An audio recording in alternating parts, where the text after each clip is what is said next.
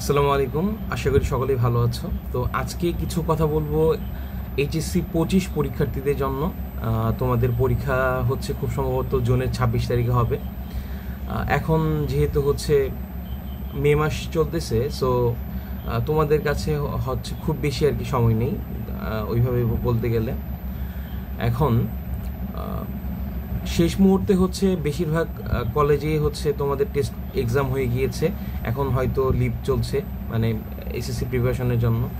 So তোমাদের physics, chemistry, biology, দেন হচ্ছে higher math, এই 4টে সাবজেক্টের যেহেতু 2টা করে পার্ট আছে, বাংলা ইংলিশেও আছে, বাট এগুলা হচ্ছে আমাদের যেহেতু মেইন সায়েন্সের সাবজেক্টগুলো, সো এগুলাতে হচ্ছে বেশি ইম্পর্টেন্স দেওয়া লাগবে।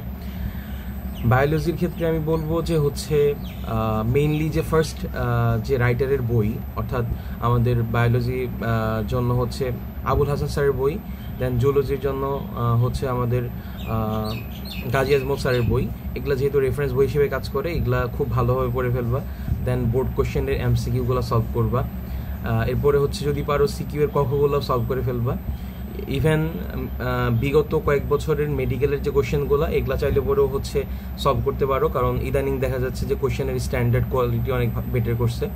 এবছর কী হবে সেটা জানি না, বাট আমাদের টাইমে আমরা যেহেতু এইচএসসি 23 ছিলাম, সো ওই টাইমে হচ্ছে কোশ্চেন, বায়োলজি কোশ্চেন খুব মানে একদম বেসিক, যাদের খুব ভালো তাদের জন্য আর কি মোটামুটি তাদের অনুকূলে ছিল। সো এই জিনিসটা একটু খেয়াল রাখবা।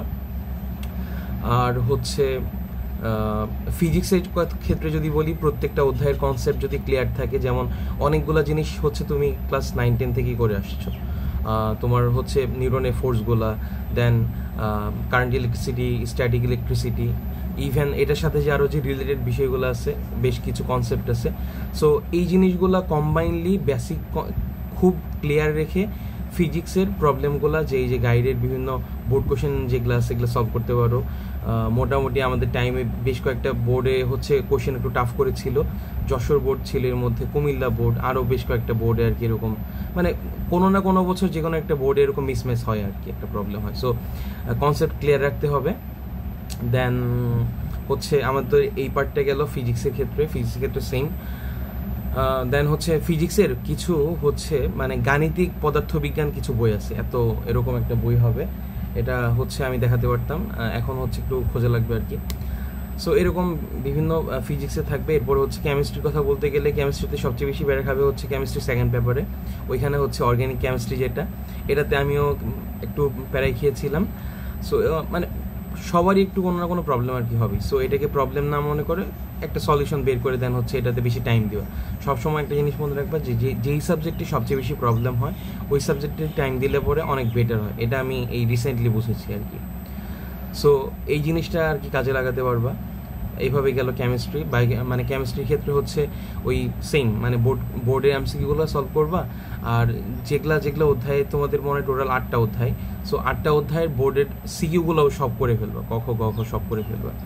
ওইখানে হচ্ছে আমাদের হচ্ছে ওই যে আয়ন সমতাকরণের কিছু ম্যাথ থাকে, এগুলাতে অনেক সময় আর কি ঝামেলা হয় অনেক সময়। তারপরে পর্যায় সারণীর রিলেটেড যে কোশ্চেনগুলো, এগুলো খুব বেসিক সহকারে আর কি করে ফেলবা। আর পর্যাবৃত্ত ধর্ম যেগুলো ছিল, এগুলো তো ক্লাস 9-10 ছিল, ওইটার সাথে একটু আপগ্রেড হয়েছে আর কি, কিছু তথ্য অ্যাড হয়েছে। সো এটা কেমিস্ট্রির ক্ষেত্রে গেল। দেন হায়ার ম্যাথের ক্ষেত্রে আমি কি বলবো, আমাদের এনডিসিতে আর কি এসি আহমেদের কোশ্চেনগুলো পড়াইছিল, মানে বই পড়ায় আমাদের।